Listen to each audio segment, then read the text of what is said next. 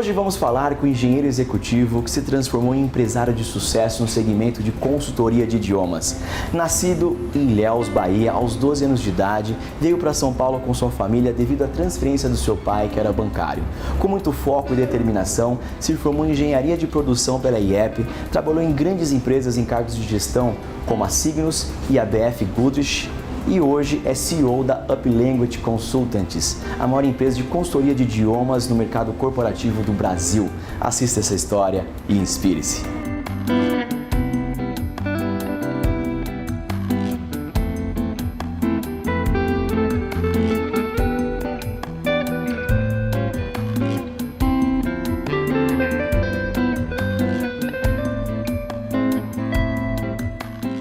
E vamos falar com ele, Lúcio Sardinha. Como vai, Conrado? Tudo bem? Tudo ótimo, obrigado por nos receber e abrir as portas da UpLanguage para quem está em casa nos assistindo. O prazer é meu.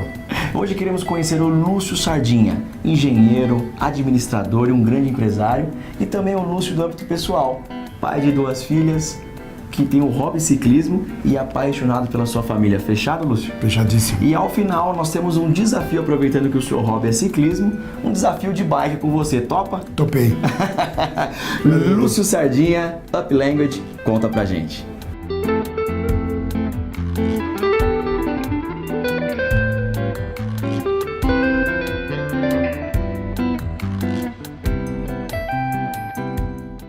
Lúcio Sardinha, sua carreira executiva é marcada por trabalhar como gestor em grandes empresas no Brasil, na Signus, aos 26 anos de idade, como gerente já de produção, e na BF Goodrich também como gerente.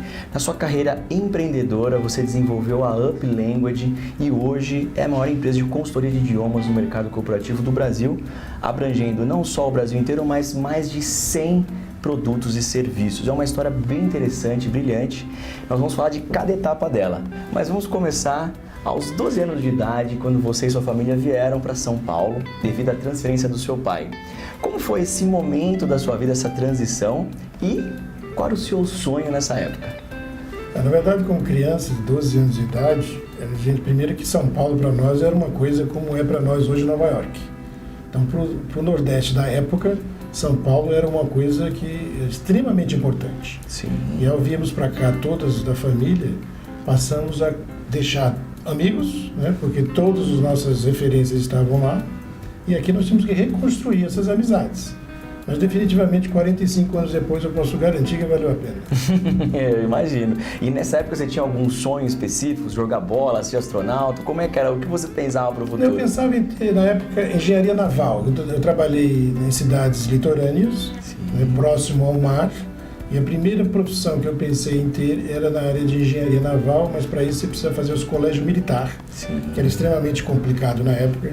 Aí eu optei por fazer engenharia de produção, que atendia a minha expectativa na área de engenharia também. E como engenheiro de produção, foi a sua faculdade que você escolheu e depois se tornou um grande empresário. O que te levou mais? Quais eram as suas habilidades para você escolher exatamente engenharia de produção? Na época todo mundo queria ser ou engenheiro, ou economista, ou médico, né? A engenharia de produção é uma engenharia relativamente nova, ela tem 30 anos de existência. E o objetivo da engenharia de produção é que ela é metade engenharia, metade administração. É a única engenharia que capacita um engenheiro a administrar. Normalmente o engenheiro é muito técnico. Extremamente técnico. Ele trabalha com prancheta, ele trabalha com projetos. Exatas puras. E no caso você precisa contratar um administrador, tipo Getúlio Vargas. O engenheiro de produção, ele é capaz de atender as duas expectativas. Ele pode trabalhar como engenheiro e ao mesmo tempo como administrador, principalmente em projetos industriais, quando você vai buscar investimentos. Os bancos são os maiores contratadores dessa mão de obra, porque o engenheiro de produção ele é capaz de operar e aprovar o investimento melhor do que um engenheiro sozinho ou um administrador sozinho. Sem dúvida. Muitas grandes empresas hoje, principalmente no Brasil, multinacionais, elas escolhem uma pessoa ou do financeiro ou um grande engenheiro, uma pessoa de exatas, mas que tem uma habilidade de administração para cargos de CEO. Isso está sendo bem comum no mercado de hoje, né? A engenharia atende a essa expectativa. Com certeza. Agora, primeiro emprego já na engenharia de produção, na Signus, você chefe de produção, mais de 250 funcionários, colaboradores abaixo de você. Realmente, na época, acho que era uma coisa muito fora da curva. Como foi essa experiência e o que ela agregou para você como empresário que você é? Bom, eu sempre sonhei em ser empresário, né? Então, antes de ser empresário, você precisa experimentar coisas. Eu achava que eu tinha por obrigação tentar ser funcionário de uma empresa nacional, para ser com as dificuldades e benefícios. Também tinha um projeto de ser funcionário de uma multinacional. Você já vislumbrava isso? Justamente comparar um resultado com outro e depois ser empresário. Porque ser empresário sem ter sido subordinado é uma operação tanto quanto complexa e perigosa. Então eu preferi aprender no mercado. E aí, minha primeira oportunidade foi seguir literalmente o que o engenheiro de produção aprendeu, que é produzir um produto em uma linha de montagem com começo, meio e fim. Então, isso, na verdade, a vida da gente é um processo. Tudo tem um começo, tem um meio e tem um fim. E a engenharia me deu essa capacidade. Eu fiz isso dentro da Signos, aprendendo a produzir um produto do começo ao fim. E depois disso mudei para a área comercial, ou seja, para vender um produto. Como isso funciona? O processo inteiro, a cadeia inteira você participou. E eu fiquei mais 4 anos na área comercial, a ponto de achar que eu estava pronto para tentar minha carreira solo e me tornar um empresário. E a sua visão, qual é a diferença de uma empresa, na sua opinião, a empresa nacional para multinacional? O que uma e a outra pode agregar para o profissional? Primeiro que a multinacional, na época, né, é muito mais organizada do que a nacional. A nacional falta recurso, falta dinheiro, falta administração e falta organização. Na multinacional tem tudo isso, inclusive representação internacional. Tá? O meu negócio hoje surgiu por conta da exposição que eu tive como executivo na multinacional viajando para fora, necessitando do inglês, por isso que eu desenvolvi hoje o que existe hoje de negócio, que é a Up Language. Aproveitando esse primeiro contato que você teve com a Up Language, foi como um executivo. Conta pra gente como é que foi esse primeiro contato e se naquela época você já vislumbrava algo próximo do modelo de negócio que você tem hoje. Como gerente comercial de uma multinacional, ao ser admitido, você faz algumas promessas ao seu futuro chefe. Quem nunca fez, né? Uma das promessas que eu fiz, e aliás eu cumpri todas, mas a principal foi me desenvolver em inglês, que até então, aos 29 anos, eu não tinha essa capacidade, né? Essa capacitação. Então, eu prometi que estudaria inglês a ponto de cobrir as necessidades da multinacional, viajando, inclusive, a negócios para a Holanda, Estados Unidos e Japão, quando fosse o caso. No final das contas, eu comecei a buscar no mercado alternativas onde eu poderia aprender inglês. E uma dessas alternativas foi a Up Language, que na verdade é uma empresa, o Up significa United Professors, foram 4 professores que se juntaram para dar aula para um executivo chamado Lúcio. Eu sou participador, eu participei da inauguração da empresa na função de aluno e não de executivo ou mesmo de sócio. Eu era um executivo de uma multinacional comprando um serviço de uma empresa nacional na área de idiomas, que foi a Up Language. Interessantíssimo. Agora, como foi essa transição de colaborador, de gestor e passar para o lado de empreendedor? Como foi a tomada de decisão nesse momento da sua carreira?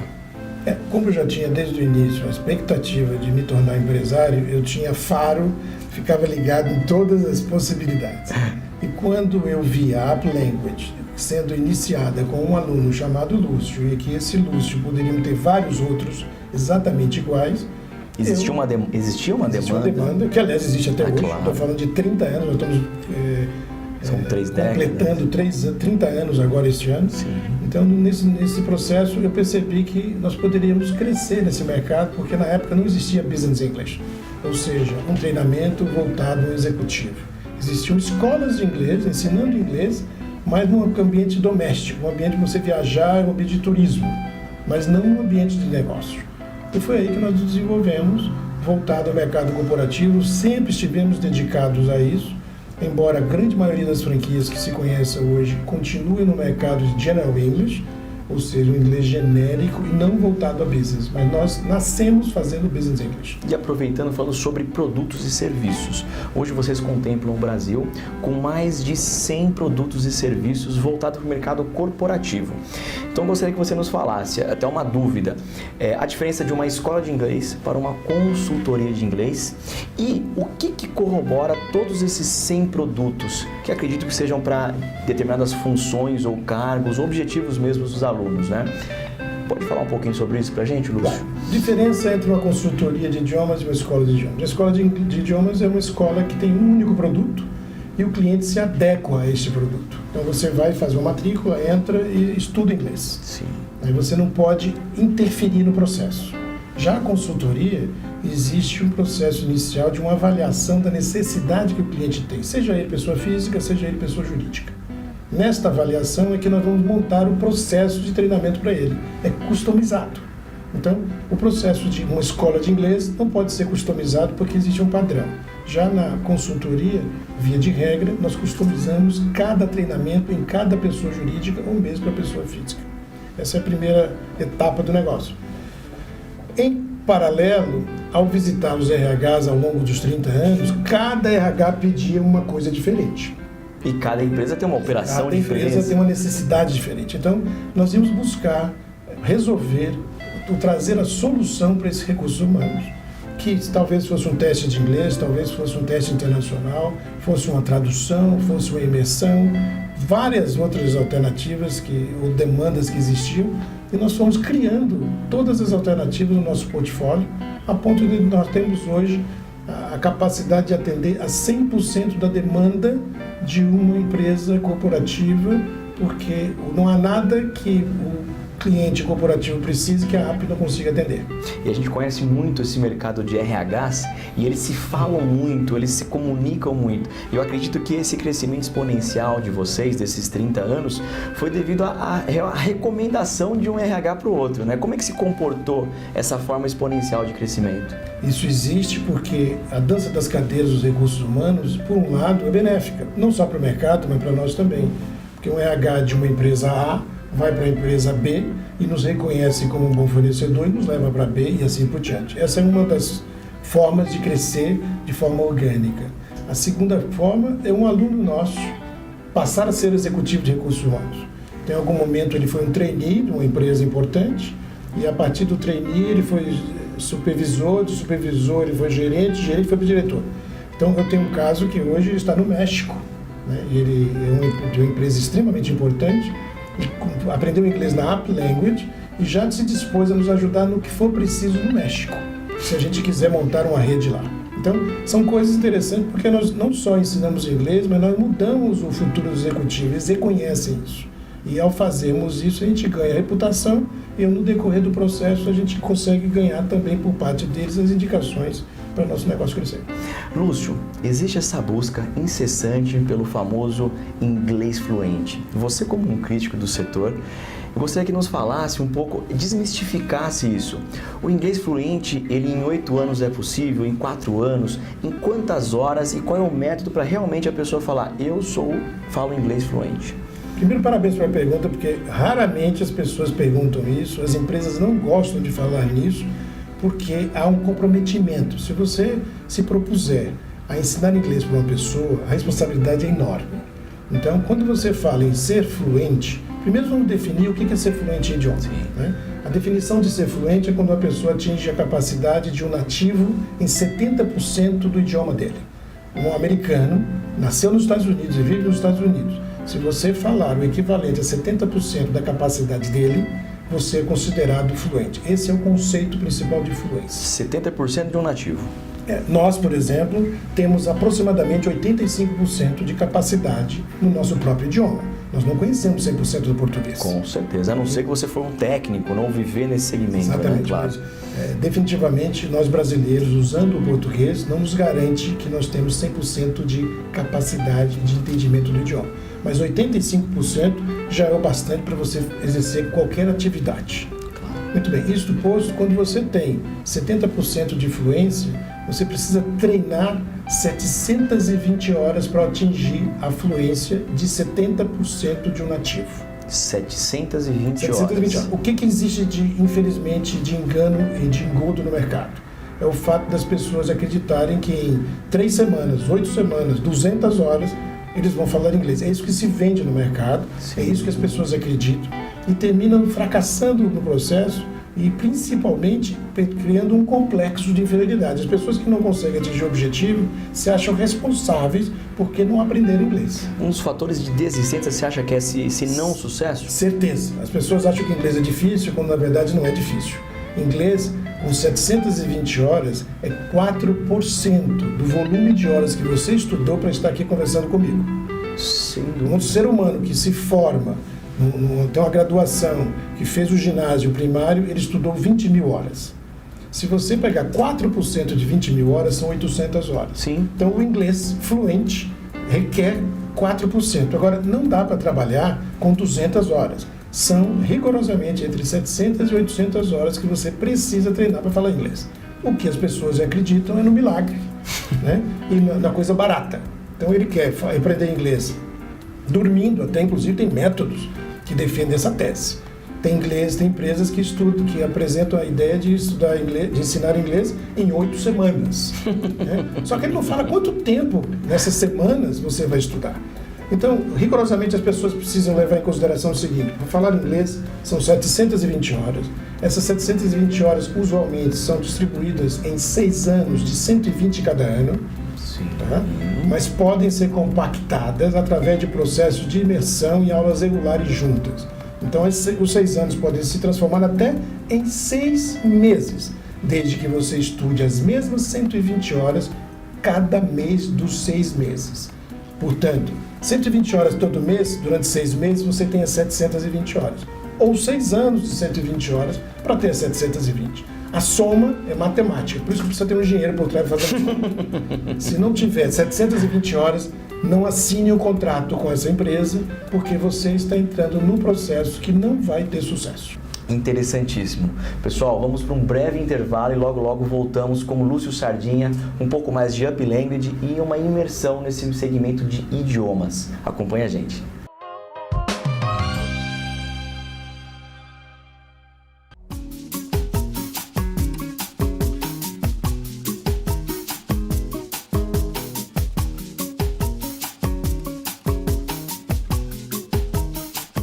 Lúcio, sem dúvida, essa inflexibilidade devido à exigência de vocês das 720 horas é um grande diferencial da Up Language. Foi esse modelo ou esse o motivo que você buscou o mercado corporativo? Não, na verdade, a busca do mercado corporativo tem a ver com a fidelização. Né? Quando você opta por um mercado onde você atende a empresa, né, fica mais fácil você fidelizar, uma vez que você tem vários usuários, os recursos humanos acompanhando, então você consegue montar um programa mais abrangente. Sim. Por isso que nós optamos pelo mercado corporativo. Quanto à inflexibilidade das 720 horas, não se trata nem de flexibilidade, é porque nós temos que oferecer ao mercado algo justo, honesto e que a gente garanta o resultado. Então, as 720 horas são inegociáveis. O que a gente flexível, que temos condição de flexibilizar, é a forma com que você treinará essas 720 horas. Essa é a magia da consultoria. Então, de novo, eu posso lhe treinar em 6 meses ou 6 anos, posso lhe treinar no seu escritório, na sua casa, no nosso escritório, posso lhe treinar via Skype, em outro estado, no avião que você estiver, porque temos recursos para isso. Então, nós temos hoje um sem número de ferramentas para tornar essas 720 horas produtivas e, ao mesmo tempo, agradáveis. Porque reconhecemos que estudar alguma coisa já com a faixa etária acima de 30 anos, que a maioria dos nossos clientes, por serem executivos, não é uma tarefa fácil. Tem que tornar um programa agradável, ele custa um investimento relativamente alto, né? E ao mesmo tempo exige a disciplina do cliente. Não é um produto como uma televisão que você compra, abre a caixa e põe em cima da mesa. Nosso produto ele é dose homeopática, 1h30 todos os dias, e essas doses homeopáticas é preciso que haja participação do nosso cliente. E eu tenho certeza que muitos empresários e executivos estão nos assistindo agora. E a pergunta é, a princípio rasa, a princípio simples, mas muita gente tem essa dúvida. A diferença entre o TOEIC e o TOEFL, que são 2 exames internacionais, e a importância também que as empresas dão para esse tipo de exame. Muito bem. A Uplanguage é representante, inclusive, da empresa ETS, que é Education Test and Service, desde 2009, justamente oferecendo ao mercado brasileiro esses produtos que hoje são exigidos pela maioria das empresas, para as universidades americanas e europeias. O TOEFL tem como objetivo avaliar o seu inglês em um ambiente acadêmico. Então, quem vai estudar lá fora, quem vai fazer o MBA, busca o TOEFL, que é justamente a métrica reconhecida pelas universidades americanas e europeias. Já o TOEIC já é uma avaliação do seu inglês voltado a um ambiente comercial. Então, se você vai trabalhar numa multinacional, seja aqui ou lá fora, você precisa provar que você sabe o inglês na área comercial ou na área jurídica, em algumas coisas, mas é o inglês business English, é o inglês de negócio. Tá? No TOEFL, a avaliação é para identificar se você é capaz de pertencer a um grupo de alunos em uma sala de aula, entendendo o que o professor vai apresentar. Então, rigorosamente, para finalizar, você precisa entender o que o seu CEO quer de você em inglês, em um ambiente comercial. Para isso, o TOEIC vale. E você precisa entender o que o seu professor em sala de aula vai lhe passar de informação. Para isso você faz o TOEFL.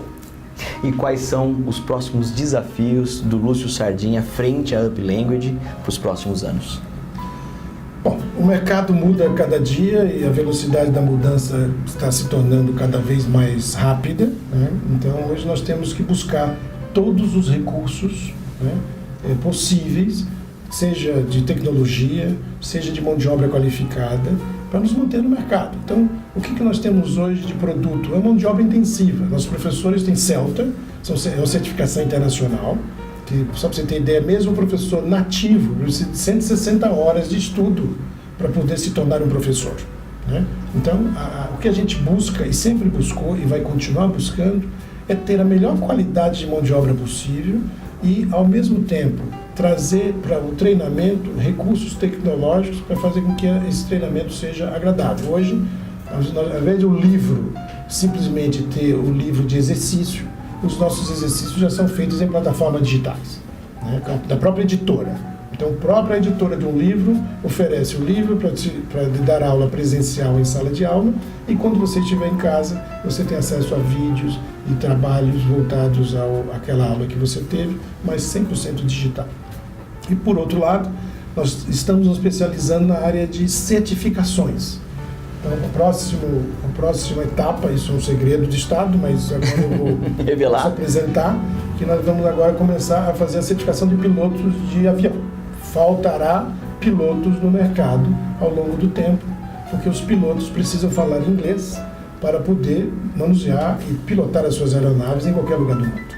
Então, existe uma regulamentação internacional e os pilotos brasileiros ainda não estão com o nível de inglês adequado para conseguir essa certificação e sua renovação.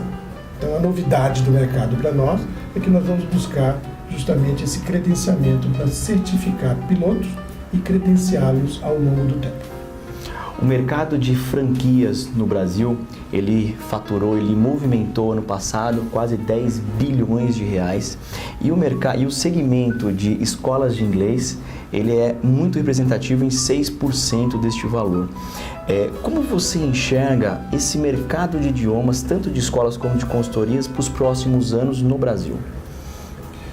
Bom, tem um lado positivo e um negativo, como tudo, né? O positivo é que existe uma demanda crescente, esse mercado tende a crescer, o idioma se torna cada vez mais necessário e menos de 5% da nossa população, o número é inferior a 5%, fala inglês, né? Então, definitivamente não é um índice aceitável para o tamanho do Brasil. Então, há necessidade de se aprender inglês e, consequentemente, esse mercado vai crescer. O ponto negativo das franquias é que as franquias têm como objetivo, infelizmente, se tornar editoras. São empresas que vendem livros e esses livros são produzidos por eles próprios. Esses livros, às vezes, já não estão tão atualizados. E o problema de franquia que o usuário não sabe é que ele não está estudando no melhor material existente no mercado, tampouco o mais atualizado. Então, nós temos certeza que hoje nós trabalhamos com material de primeira linha e mais atualizado impossível. Este é o problema das franquias. As franquias têm um lado importante, do ponto de vista de capilaridade, de atender uma demanda no mercado nacional e no território nacional, mas em compensação, a qualidade do material apresentado não é o mesmo de uma consultoria. Então, eu vejo isso como um ponto negativo nesse processo de franquias. E qual é a dica que você poderia dar para os empresários que nos assistem frente a esse cenário econômico e político do Brasil? Na verdade, não é nenhuma dica, é apenas uma expectativa que eu acho que fará bem à economia. Nós passamos por uma época bastante ruim de economia, todos sabem, e eu sou otimista por natureza, e nós temos que passar a acreditar. Nós fizemos agora uma importante escolha nas eleições, e nós temos que acreditar no resultado. E esse crescimento, essa melhora, parte do empresariado. Se o empresariado passar a impressão de que acredita e que vai fazer diferente para colher diferente, nós teremos bons resultados no futuro. Então a dica é apostar no sucesso e fazer com que isto aconteça de fato, que o nosso país precisa crescer, ele precisa ter um tratamento melhor do que os últimos 20 anos. Isso não só depende do governo federal, nem muito menos estadual ou municipal, depende dos empresários e nós temos que dar o exemplo. Perfeito. E agora vamos para o desafio de ciclismo com meu amigo Lúcio Sardinha. Preparado, Lúcio? Esse é fácil. Esse é bem fácil. Acompanha a gente.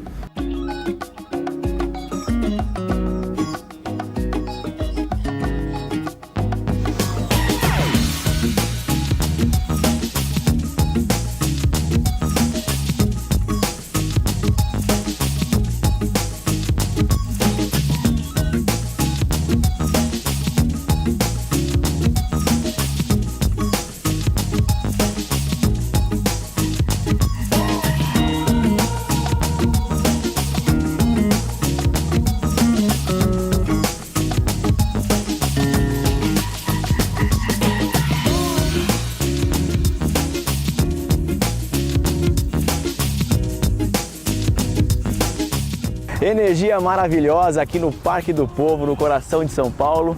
Que desafio de bike, hein, Lúcio? E eu ganhei a corrida e não reclama não. Olha, aqui o físico está em ordem, viu? E hoje conhecemos Lúcio Sardinha, empresário focado, determinado, e também o Lúcio do dia a dia, pai de 2 filhas, apaixonado pela sua família, essa pessoa simples com esse sorriso largo. Lúcio, muito obrigado por esse dia maravilhoso. Obrigado você pela simpatia também, pelo trabalho, pelo programa. Esperamos nos encontrar outras vezes. Com certeza. E eu tenho certeza que você impactou positivamente quem está em casa nos assistindo. E eu gostaria de finalizar o programa com uma frase sua para eles. Façam tudo o que vocês puderem para cumprir os seus objetivos e conseguir ser feliz durante toda a sua vida. É o que eu prego todos os dias, independente dos negócios e das dificuldades que vocês tenham. Acreditem e vão em frente. Mais uma vez, muito obrigado, Lúcio. E muito obrigado a você que está em casa nos assistindo, que acompanhou essa entrevista maravilhosa com Lúcio Sardinha na Up Language. Esse é o Conta Pra Gente no Alpha Channel e nosso convidado especial é você sempre, porque no Conta Pra Gente é só vitórias. Bora dar mais uma volta? Vambora!